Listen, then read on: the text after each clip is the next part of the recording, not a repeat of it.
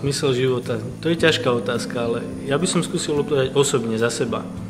Ja totižto zhruba do 30-ky svojho života som bol hlboko presvedčený ateista, bol som materialista, bol som evolucionista, bol som pevne presvedčený, že evolučná teória je vedecká, je pravdivá, vysvetľuje pôvod vesmíru, pôvod života.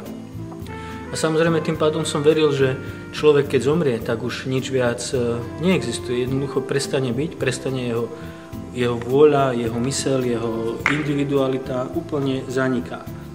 No a tým pádom som ale potom videl zmysel života v tom, že potrebujem žiť naplno, naplňať svoje potreby, svoje túžby.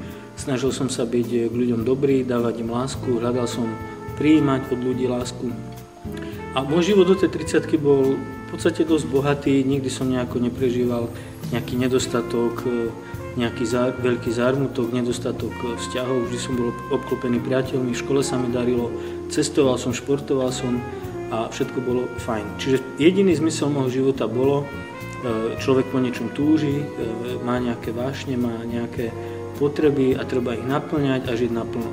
A ľuďom, ktorí mali vieru, ktorí vyznávali nejakého Boha, tak som sa v podstate vysmieval a bol som presvedčený, že majú barličku, lebo nevládzu žiť svoj život a že tá barlička im pomáha nejako sa cez ten život dostať. Ale to sa potom zmenilo, pretože keď prišla 30-ka, tak som začal vnímať v mnohých oblastiach, napriek tomu, že som mal toho veľmi veľa a v podstate som sa nemal na čo sťažovať, ale vnímal som určité prázdno a vnímal som určité zatvrdenie svojho srdca. A vedel som, že to sa už veľmi nedá zmeniť.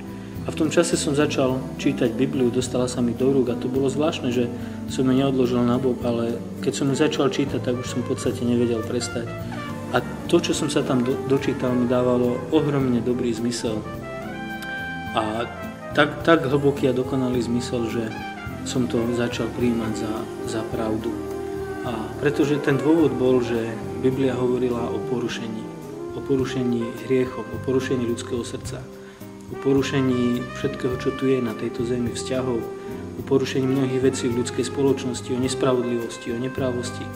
A tak, ako mi to dávalo zmysel, tak som si kladol otázku, keď v týchto veciach má Biblia pravdu, tak potom prečo by nemala mať pravdu aj v tých ostatných.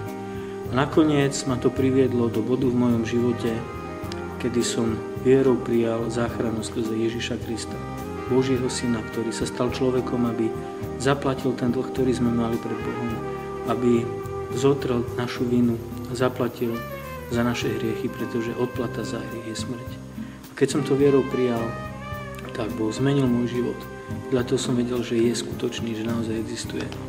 A teraz vidím, dnes, keď by som mal odpovedať, ako aj odpovedám na otázku, že aký je zmysel života, tak verím, že zmysel života je vzkriesenie z mŕtvych a večný život.